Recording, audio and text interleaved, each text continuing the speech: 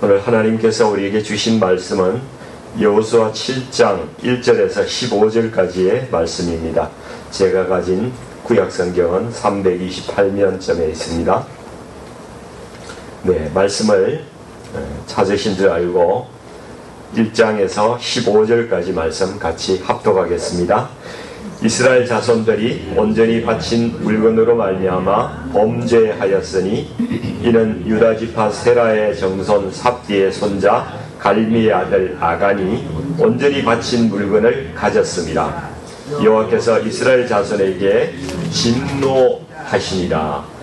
여호수아가 여리고에서 사람을 베델 동쪽 베다웬 곁에 있는 아이로 보내며 그들에게 말하여 이르되 올라가서 그 땅을 정탐하라 하매 그 사람들이 올라가서 아이를 정탐하고 여호수아에게로 돌아와 그에게 이르되 백성을 다 올라가게 하지 말고 2-3천 명만 올라가서 아이를 치게 하소서. 그들은 소수이니 모든 백성을 거리로 보내어 수고롭게 하지 마소서 하므로 백성 중 3,000명쯤 거리로 올라갔다가 아이 사람 앞에서 도망하니 아이 사람이 그들을 36명쯤 쳐 죽이고 성문 앞에서부터 스바림까지 쫓아가 내려가는 비탈에서 쳤으므로 백성의 마음이 녹아 물같이 된지라.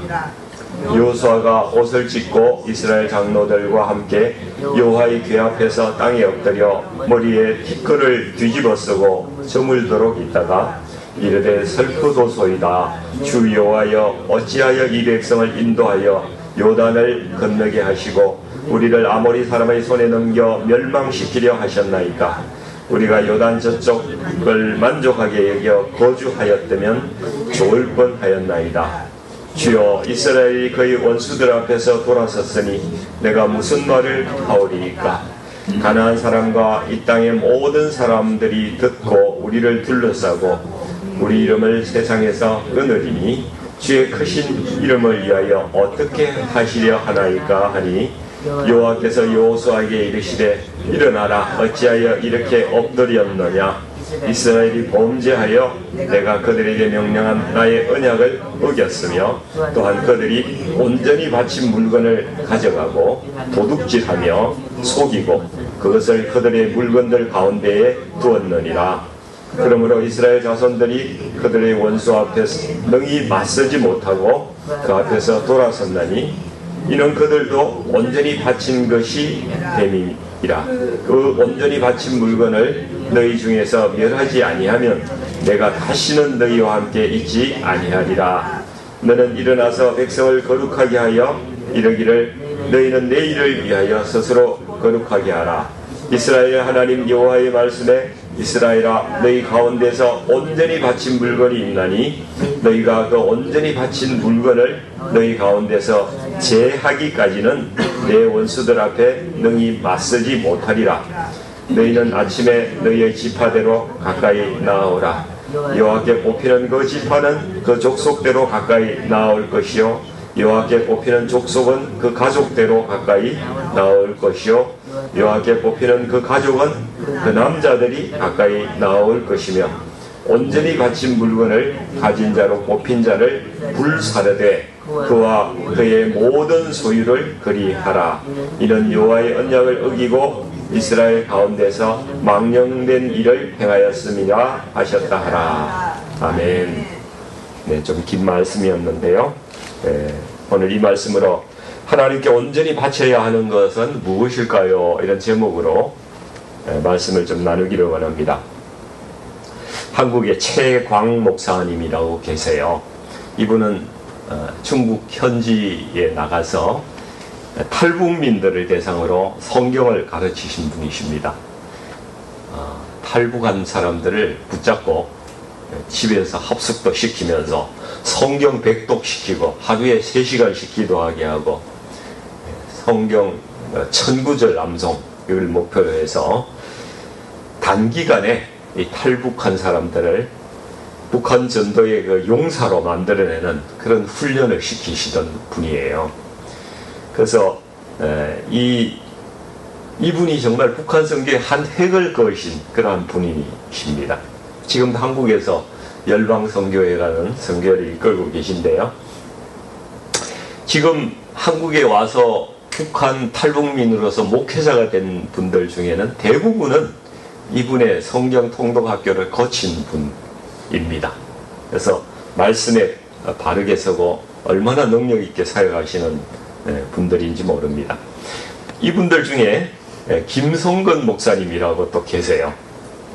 이분이 한국에서 목회하고 있는데 이분이 하신 간증을 잠깐 좀 제가 드리려고 해요. 이분이 탈북해서 여러 곳을 떠돌다가 어려움이 있어서 밥 좀 얻어먹으려고 이 성경 공부관에 들어오게 되었습니다. 얼결에 한 게 신약 100독, 구약 10독을 이렇게 한 거예요. 근데 사실 그때까지도 이분이 믿지 않았대요. 하나님 믿지 않고 그냥 한 거예요.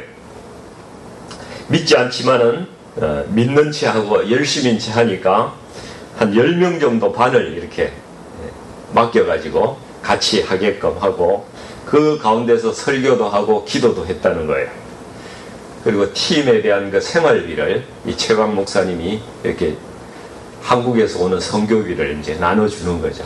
그거 가지고 이제 생활하는데 1000위엔, 중국 돈으로 1000위엔을 받으면은 이 사람이 300위엔은 자기가 떼먹고 700위엔만 가지고 이제 생활비로 쓴 거예요. 한 1년 지나서 이 사람이 한 3000위엔을 모았대요. 근데 마음이 그렇게 행복하더래요. 떠돌다가 꽃제비처럼 그렇게 살다가 3000위엔이 생기니까 너무 행복하더라는 거예요. 설교할 때 여러분 도둑질하면 안 됩니다. 이렇게 설교하면서 자기는 돈 떼먹고 있는 거예요. 그렇게 살았답니다. 그런데 어느 날부터 설교하는데 자기 마음에 바늘로 찌르는 것 같은 이런 이제 찔림이 오더랍니다.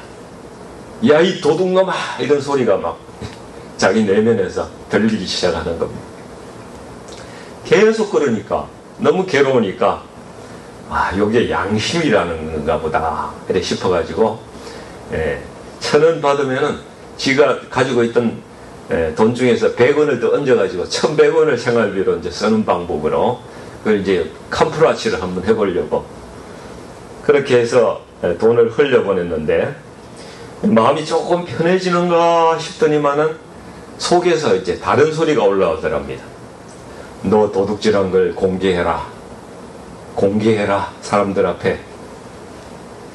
이게 또 계속 마음에 이제 올라오는 거예요. 이게 양심이 아닌 것 같은데, 다른 목소리 같은데, 이런 생각이 들더라는 거예요. 그래서 자기가 이제 성경 읽은 거는 있고, 혹시 성령님이라는 분이 이렇게 말씀하시는 게 아닐까, 이런 생각이 들었답니다. 그런데도 불구하고, 이제 순종을 안 하는 거죠. 계속 이제 북한 사람들이 얼마나 거칠어요. 도둑질 했다고 그러면은 맞아 죽을지도 모른다. 이런 이제 겁도 나는 거죠. 그래서 안 했어요. 악착같이 버티고 있었는데 어느 날 최강 목사님이 안 계실 때 그 집에 무슨 일이 있어서 네가 가서 그거 좀 봐주면 안 되겠냐. 그래서 이 목사님 집에 처음 가봤다는 거예요. 가서 뭘 이제 고쳐주고 이렇게 해야 되는데 그 집에 가보니까 자기들한테 돈을 생활비를 늘 주니까 이분은 엄청난 부자인가 보다 그렇게 생각을 하고 있었는데 막상 그 집에 가니까 자기들이 생활하는 집보다는 훨씬 작고 좁고 춥고 장판도 밑에 없고 그 목사님의 자녀들이 오돌오돌 떨면서 그렇게 생활을 하고 있더래. 이 사람이 거기에서 이제 충격을 받은 거예요. 이분이 돌아오면서 펑펑 울었대요. 저분은 하나님 복음 전하려고 남의 나라 와서 저 고생하고 있는데 나는 도둑질이나 하고 이게 뭐냐? 내가 정말 이게 제대로 사람답게 사는 거냐? 이런 생각이 들면서 막 눈물이 나는 거예요. 그래서 자기가 잘못을 공개를 하기로 그 돌아오는 착관에서 용기를 얻고 결심을 했다는 거예요. 그래서 팀원들 앞에 돈 3,000원을 내놓고 이때까지 자기가 도둑질한 것을 공개를 했다는 것입니다. 그 이야기를 하면서 갑자기 막 눈에서 눈물이 쏟아지니까 북한은 남자가 우는 게 아니래요. 울면은 정말 쪽팔리는 거래요. 근데 눈물이 그렇게 쏟아지더라고요. 옆방으로 뛰어가서 막 울고 있는데 그때 성령님께서 감당할 수 없는 임재로 자기 마음속에 막 다가오시는데 막 뒤집어져서 눈물 콧물 흘리고 거기 방바닥에 뒹굴뒹굴 막 소리 지르면서 울면서 그렇게 뒹굴었답니다. 근데 그 옆에 형제들이 전부 다 와서 그걸 보고 있더래. 나중에 정신을 차리고 보니까. 그러면서 하는 이야기가 우리 성건 팀장님이 돈 떼먹고 있는 거 우리 다 알고 있었어요. 그러더래. 아무튼 그 일이 있고 나서 이분에게 하나님의 은혜가 부어지는데 세상이 달라지기 시작하더라는 거예요. 그때 처음 세상이 하나님이 창조하셨다, 이것을 깨달으시더라는 거예요. 밖에 나가서 꽃을 봐도 하나님의 은혜가 생각이 나고, 나무를 봐도 은혜가 느껴지고, 하늘을 봐도 감사가 느껴지고, 그렇게 하나님의 은혜가 귀하게 느껴지더라는 겁니다. 그리고 설교를 하는데 지금까지는 연기로 이렇게 연기하면서 했는데, 근데 은혜 받은 후에 설교를 하니까 하나님의 파워가 나타나더라는 거예요. 자기의 작은 설교지만 거기에서 사람들이 듣고 변화가 시작되고 눈물이 흐르고 막 사람들이 뒹굴어지는 역사가 일어나더라는 겁니다. 성령이 부어지기 시작한 것이죠.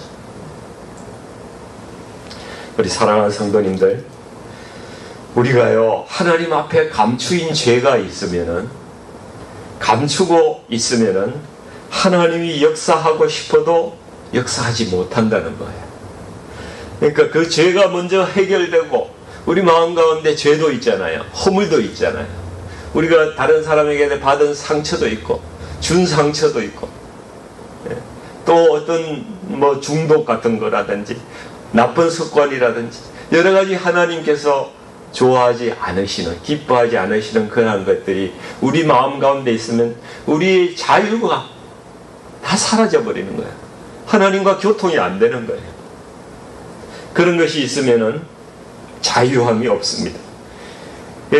그 죄가 먼저 해결되어야만 하나님께서 교제하고 능력을 주신다는 거예요. 여호수아 6장 18절 말씀, 어제 우리가 읽었던 말씀 보시면은 하나님께서 여리고성의 사람들과 가축 그리고 물건들을 너희가 온전히 바치라고 이렇게 말씀하셨어요.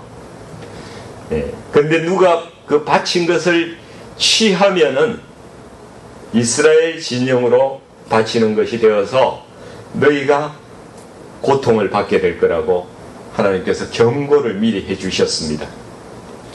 근데 아간이라는 사람이 여리고성에서 아름다운 시날산 외투, 이 시날이라는 데가 바벨론을 이야기하거든요. 여기 그 직조라든지 이런 걸 잘 짜는 곳이에요. 거기서 잘 만들어진 외투가 욕심이 나서 그것을 감추었습니다. 이 일 때문에 하나님께서 이스라엘 공동체와 함께 하시지 않는 거예요. 그래서 아이성에 가서 전투를 하는데 도저히 질래야 질 수가 없는 그런 전쟁에서 져버리는 거예요. 하나님의 능력이 함께 하시지 않는 것입니다. 그래서 모두들 당황하고 여호수아는 언약궤 앞에서 엎드려서 머리에 죄를 뿌리고 티끌을 뿌리고 울면서 그 이유를 알 수가 없는 거예요. 지금 현재로서는 하나님 어찌 이렇게 하십니까? 우리를 이렇게 인도하시고 나서 여기서 다 죽이려고 하십니까? 이렇게 울고 있습니다. 우리가 아간을 한번 생각해 보십시다. 아간도 오랫동안 이스라엘 공동체 안에서 함께 고생하고 싸우고 헌신해온 사람 아니겠습니까? 광야에서 만나도 먹었고 요단강을 하나님의 은혜로 건너는 체험도 했고 여리고성을 함께 돌면서 기도했던 사람이죠. 그리고 공동체를 위해서 얼마나 수고하고 애쓴 사람이겠어요. 그런데 아간은 외적으로는 그렇게 보일 때는 아주 성경 매독한 사람처럼 완벽한 신앙인처럼 이렇게 보였는데, 그러나 그의 내면 안에는 하나님의 말씀을 온전히 순종하지 못하고 자기 욕심을 먼저 챙기는 그런 작은 균열이 있었다는 것이죠. 그러한 마음이 있었다는 거예요. 근데 사실 우리가 아간하고 같지 않습니까? 우리가 아간을 욕할 수 있을까요? 스스로를 돌아보면은 그렇지 않습니다. 우리도 하나님 말씀과 나의 이익이 충돌될 때에 눈을 질끈 감고 하나님 말씀을 듣지 않고 내 욕심을 따라서 살았던 그러한 그 정욕과 욕심을 따라서 살았던 그러한 때가 누구나 다 기억될 것입니다. 그러니까 아간은 남의 이야기가 아니라 바로 우리의 이야기, 나의 이야기고 나의 자화상이라는 겁니다.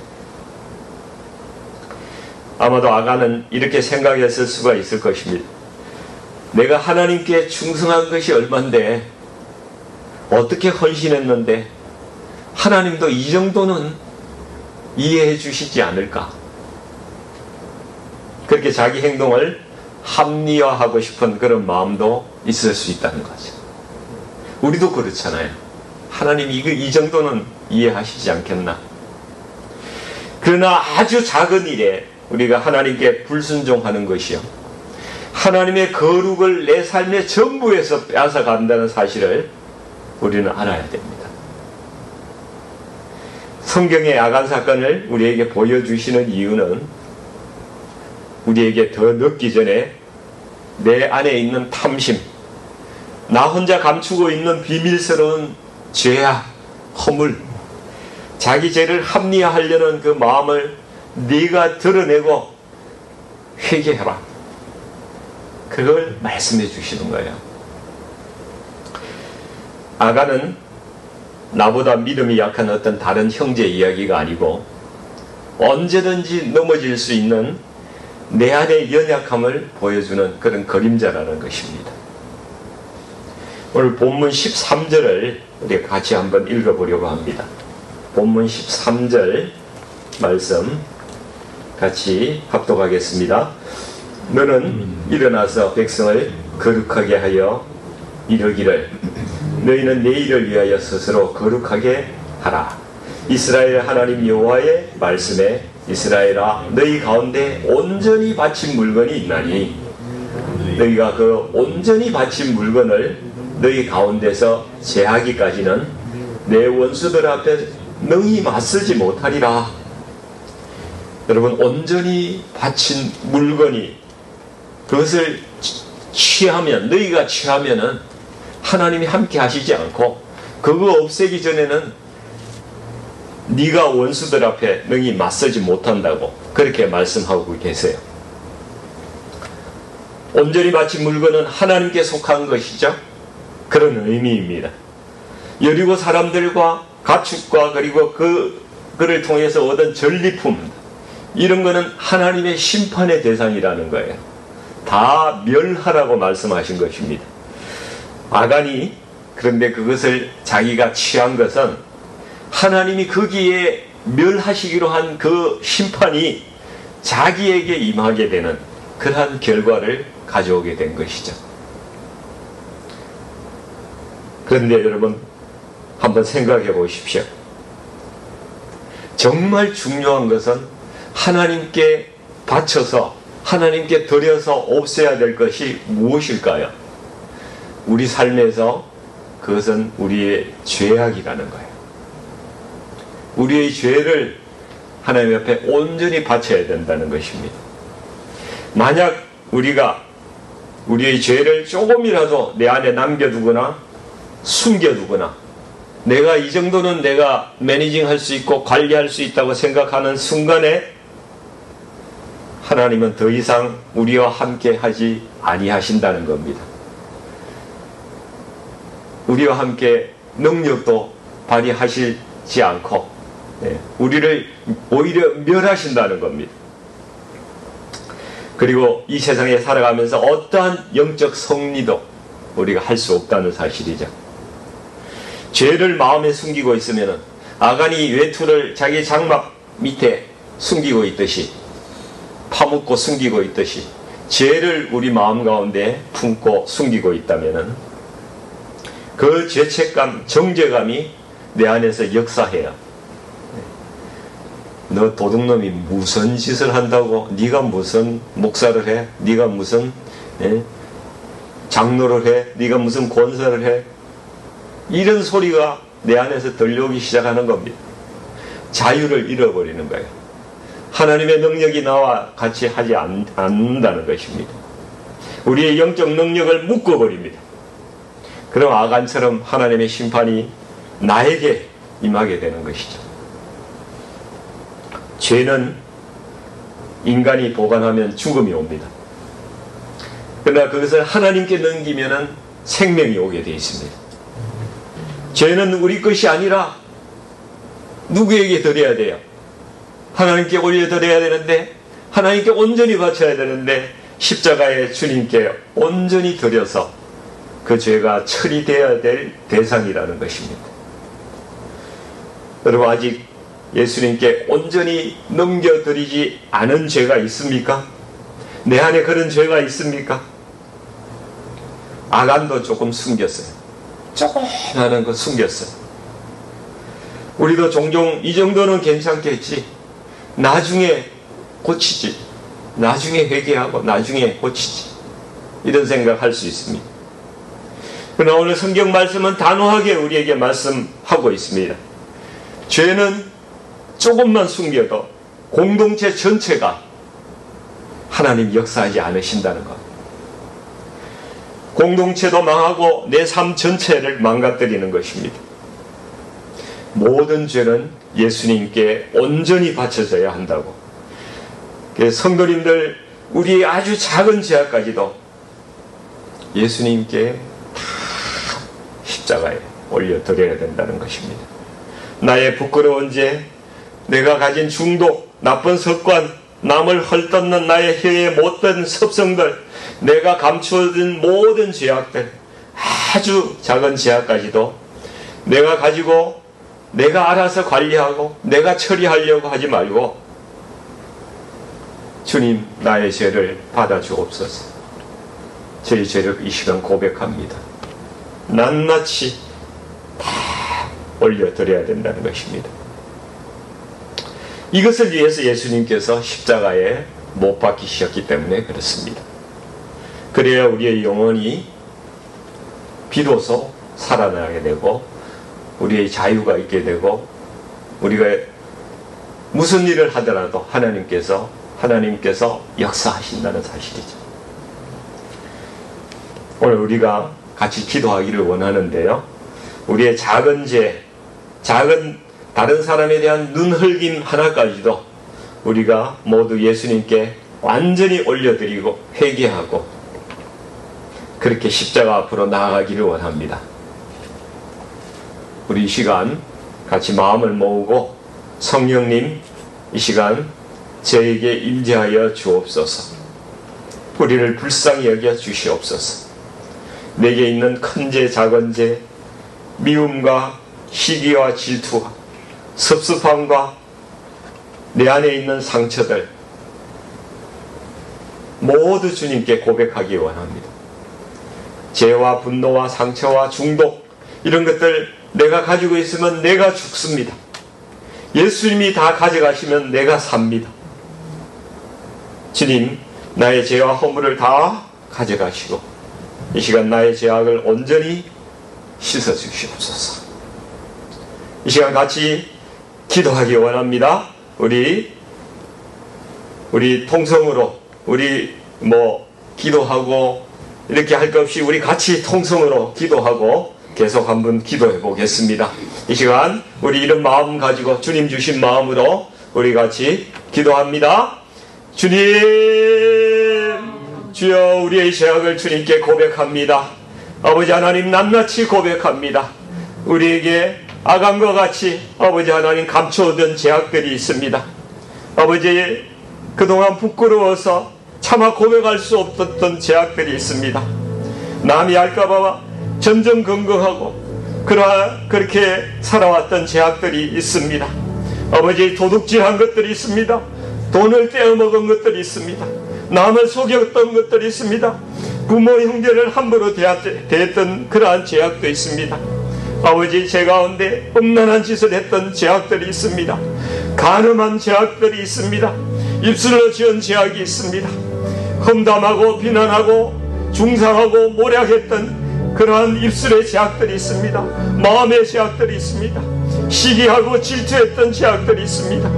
다른 사람을 무시했던 그러한 죄악들이 있습니다. 다른 사람의 것을 가로채고 자기를 높이고 자기를 자랑한 그러한 죄악들이 있습니다. 아버지, 미워하고 저주한 죄악들이 있습니다. 용서하지 못하고 분을 품고 있는 것들, 어려운 이웃을 돌아보지 않았던 아버지 하나님, 그러한 죄악들 우리에게 있습니다. 저에게 있습니다. 아버지, 용서하여 주옵소서. 이러한 죄악들 온전히 고백합니다. 아버지, 우리의 죄악들을 하나도 남김없이 주님께 고백합니다. 예수님께서 우리 죄악을 가져가심으로 아버지 하나님, 우리가 자유하게 되는 줄 믿습니다. 죄와 허물로부터 자유하게 하여 주시고, 우리의 상처로부터 자유하게 하여 주시고, 분노로부터 자유케 하여 주시옵소서. 용서할 것 용서하게 하여 주시고, 용서받을 것 용서받고, 내 안에 온전한 영적인 자유함이 아버지 하나님 누리게 하여 주시기를 원합니다. 아버지, 그래서 오랫동안 막혀있던 하나님 하늘의 축복이 아버지 하나님 제게도 부어지게 하여 주시고, 우리에게 은사도 부어지게 하여 주시고, 우리에게 성령 충만이 있게 하여 주시옵소서. 그 역사가 우리 가운데 있게 하여 주시옵소서. 주님, 주님, 우리와 함께 하여 주시옵소서.